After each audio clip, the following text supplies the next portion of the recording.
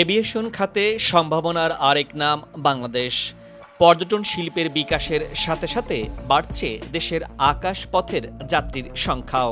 দেশি বিদেশিদের আগমন ঘটছে দেশের এয়ারপোর্টগুলোতে।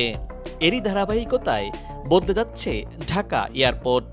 হজরত শাহজালাল আন্তর্জাতিক বিমানবন্দরকে বিশ্বমানের বিমানবন্দরের কাতারে নিয়ে যেতে এই বিমানবন্দরকে সাজানো হচ্ছে নতুন আঙ্গিকে।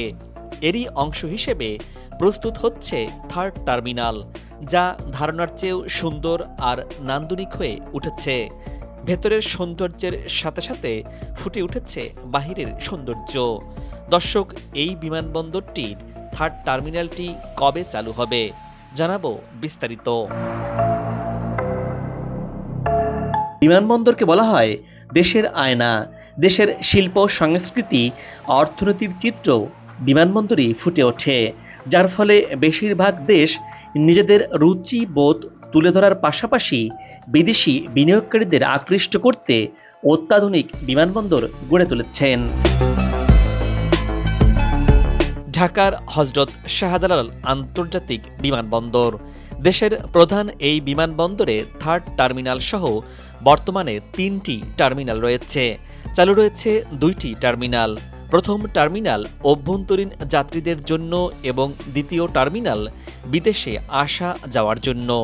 শাহজালাল বিমানবন্দরের 2টি টার্মিনাল ব্যবহার করে প্রতিদিন রাষ্ট্রীয় পতাকাবাহী বিমানসহ সরকারি বেসরকারি বিভিন্ন দেশের 40টির বেশি বিমান কোম্পানির বিমান চলাচল করছে। এসব বিমান 21টি দেশে 53টি বিভিন্ন রুটে 350টির অধিক বাণিজ্যিক ফ্লাইট পরিচালনা করে, যার মধ্যে আন্তর্জাতিক ফ্লাইটের সংখ্যা রয়েছে 190টি। এসব ফ্লাইটে প্রতিদিন যাত্রী চলাচল করেন 19 থেকে 21 হাজারের মতো, অর্থাৎ বছরে প্রায় 80 লাখ যাত্রী শাহজালাল আন্তর্জাতিক বিমানবন্দর ব্যবহার করছেন। থার্ড টার্মিনাল চালু হলে বছরে সেই সংখ্যাটা দাঁড়াবে 1,20,00,000-এ। কর্তৃপক্ষ বলছে থার্ড টার্মিনাল চালু হলে আরও বেশি বিমান চলাচল শুরু হবে এই বিমানবন্দর দিয়ে। থার্ড টার্মিনাল নিঃসন্দেহে বাংলাদেশের জন্য একটি ইউনিক প্রকল্প, যেটি এখন পুরোপুরি চালুর অপেক্ষায় রয়েছে। দেশের এভিয়েশন খাতে বড় ধরনের বিপ্লব ঘটাতে যাচ্ছে এই বিমানবন্দরকে ঘিরে। এই বন্দরের থার্ড টার্মিনাল দিয়ে দেশের এভিয়েশন খাত বিশ্বমানে পরিণত হওয়ার পথে এগিয়ে যাচ্ছে। এই টার্মিনালটি কবে চালু হবে এমন প্রশ্ন বহুদিনের অনেক বিমান যাত্রীর। 2টি সরকার পেরিয়ে তৃতীয় সরকার দেখল শাহজালালের থার্ড টার্মিনাল। এখন তৃতীয় সরকারের সিদ্ধান্তের অপেক্ষায় রয়েছে। প্রায় 7 বছর ধরে চলা এই বৃহৎ অবকাঠামো প্রকল্পটি 2টি সরকার পেরিয়ে এখন নতুন প্রশাসনের কাছে। নির্মাণ কাজ শেষ হলেও অপারেশনাল জটিলতায় এখনও চালু করা যায়নি টার্মিনালটি। গেল আওয়ামী লীগ সরকারের আমলে টার্মিনালটির প্রায় 90% কাজ সম্পূর্ণ হয় এবং আংশিক উদ্বোধনও করা হয়। পরবর্তীতে অন্তর্বর্তী সরকারের সময় বাকি কাজ শেষ হলেও ব্যবস্থাপনা ও চুক্তিগত জটিলতার কারণে এটি চালু করা সম্ভব হয়নি, বরং সময়ের সঙ্গে সামনে এসেছে নতুন নতুন সমস্যা। এর আগে থার্ড টার্মিনাল 15 বছরের জন্য জাপানের একটি প্রতিষ্ঠানের কাছে পরিচালনার দায়িত্ব হস্তান্তরের উদ্যোগ নেওয়া হয়েছিল। তবে আয়ের ভাগাভাগি নিয়ে মতপার্থক্যের কারণে সেই চুক্তি চূড়ান্ত হয়নি। জাপান লাভজনক খাত থেকে বড় অংশ দাবি করলেও বেসামরিক বিমান চলাচল কর্তৃপক্ষ ব্যবিচক তা মেনে নেয়নি। ফলে আলোচনাটি শেষ পর্যন্ত অগ্রসর হয়নি। এদিকে চুক্তি অনিশ্চিত থাকায় আরেকটি আর্থিক জটিলতা তৈরি হয়েছে। টার্মিনালের কাজ শেষ হওয়ার পরও সিভিল এভিয়েশন আনুষ্ঠানিকভাবে তা বুঝে না নেওয়ায় ঠিকাদারি প্রতিষ্ঠান নির্ধারিত সময়ের বাইরে রক্ষণাবেক্ষণের দায়িত্ব পালন করছে। অতিরিক্ত সময় ধরে দেখভালের ব্যয় হিসাবে প্রতিষ্ঠানটি প্রায় 3,000 কোটি টাকা দাবি করেছে। তবে প্রকল্পটি ঘিরে দুর্নীতির অভিযোগও উঠেছে। টার্মিনাল নির্মাণে প্রায় 4,000 কোটি টাকা আত্মসাতের অভিযোগের তদন্ত করছে দুর্নীতি দমন কমিশন দুদক। পাশাপাশি নকশাগত ত্রুটির কারণে সিলিং ক্ষতিগ্রস্ত হওয়া এবং টার্মিনালের ভেতরে মোবাইল নেটওয়ার্ক কাভারেজ না থাকায় বিষয়টি নতুন করে উদ্বেগ তৈরি করেছে। সংশ্লিষ্ট সূত্র বলছে, নকশাগত সীমাবদ্ধতার কারণেই টার্মিনালের ভেতরে পর্যাপ্ত মোবাইল নেটওয়ার্ক অবকাঠামো স্থাপন করা হয়নি। বর্তমানে জরুরি ভিত্তিতে এ অবকাঠামো স্থাপনের উদ্যোগ নেওয়া হয়েছে।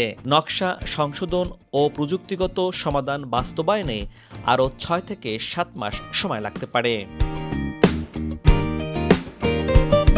বিশেষজ্ঞদের মতে, দ্রুত অপারেটর নিয়োগ দিতে পারলে চালুর পথে বড় অগ্রগতি সম্ভব। অপারেটর দায়িত্ব নেওয়ার পর পুরো কার্যক্রম বুঝে নিয়ে পূর্ণাঙ্গভাবে পরিচালনা শুরু করতে কমপক্ষে 6 মাস সময় প্রয়োজন হবে। সব মিলিয়ে থার্ড টার্মিনালের ভবিষ্যৎ এখন নতুন সরকারের নীতিগত সিদ্ধান্তের ওপর নির্ভর করছে। বিশেষজ্ঞরা বলছে, জাপানের সঙ্গে পুনরায় আলোচনা কিংবা আন্তর্জাতিক দরপত্র আহ্বান নির্ধারণ করেছে প্রকল্পটির গতি। বিশেষজ্ঞরা বলছে, জাপানের সঙ্গে পুনরায় আলোচনা কিংবা আন্তর্জাতিক দরপত্র আহ্বান নির্ধারণ করছে প্রকল্পটির গতি। যথাযথ ও সময় উপযোগী সিদ্ধান্ত নিতে পারলে 2026 সালেই টার্মিনাল চালুর সম্ভাবনা রয়েছে, নতুবা দীর্ঘসূত্রিতার আশঙ্কা করছে বলে ধারণা বিশেষজ্ঞদের। এবার দর্শক, এক নজরে জেনে নেব ঢাকার শাহজালাল বিমানবন্দরটির থার্ড টার্মিনালটির বিস্তারিত তথ্য। এই টার্মিনাল ভবনটি 3 তলা বিশিষ্ট, যার আয়তন 2,30,000 বর্গমিটার। যাত্রী ধারণ সক্ষমতা বছরে 16 মিলিয়ন। বহুতল কার পার্কিংয়ে 1,230টি গাড়ি রাখা যাবে, যা এরই মধ্যে প্রস্তুত হয়েছে। উড়োজাহাজ পার্কিং বে থাকছে 37টি। আগমনী যাত্রীদের জন্য লাগেজ বেল্ট থাকছে 16টি। বিদেশ থেকে আসা যাত্রীদের জন্য 1,300 বর্গমিটার আয়তনের একটি কাস্টমস হল থাকছে, যেখানে 6টি চ্যানেল থাকবে। চেক ইন কাউন্টার থাকবে 115টি। এর মধ্যে স্বয়ংক্রিয় চেক ইন কাউন্টার 15টি। ইমিগ্রেশন কাউন্টার থাকছে 128টি। এর মধ্যে স্বয়ংক্রিয় ইমিগ্রেশন কাউন্টার 15টি। বহির্গমন ইমিগ্রেশন কাউন্টার থাকছে 66টি। আগমনী ইমিগ্রেশন কাউন্টার 59টি। আর ভিভিআইপি কাউন্টার 3টি থাকছে। এই টার্মিনাল ভবনটিতে বোর্ডিং ব্রিজ থাকবে প্রথম পর্যায়ে 12টি। পরবর্তী সময়ে আরেকটি সম্প্রসারণ প্রকল্পের আওতায় আরও 14টি বোর্ডিং ব্রিজ যুক্ত করা হবে। সব মিলিয়ে 26টি বোর্ডিং ব্রিজ থাকছে এই থার্ড টার্মিনালটিতে। বর্তমান টার্মিনাল দুটির সঙ্গে এই টার্মিনালটির কোনো সংযোগ থাকবে না, তবে পরবর্তী সময়ে প্রকল্পে করিডোর নির্মাণ করা হবে। দর্শক, এই টার্মিনালটির নির্মাণ কাজ করেছে এভিয়েশন ঢাকা কনসোর্টিয়াম এডিসি, যার মধ্যে রয়েছে মিৎসুবিশি কর্পোরেশন, ফুজিতা কর্পোরেশন এবং স্যামসাং সিএনটি কর্পোরেশন। পুরো প্রকল্পের ব্যয় হল 21,300 কোটি টাকা। টার্মিনালটি চালু হলে বিমানবন্দরের বার্ষিক যাত্রী ও কার্গো হ্যান্ডেলিং ক্ষমতা প্রায় 3 গুণ বেড়ে যাবে। বর্তমানে বিমানবন্দরে বছরে 8 মিলিয়ন যাত্রী এবং 5 লাখ টন কার্গো হ্যান্ডেল করতে পারে। নতুন টার্মিনালের কার্যক্রম শুরু হলে যাত্রী ধারণ ক্ষমতা বাড়বে বছরে 24 মিলিয়ন।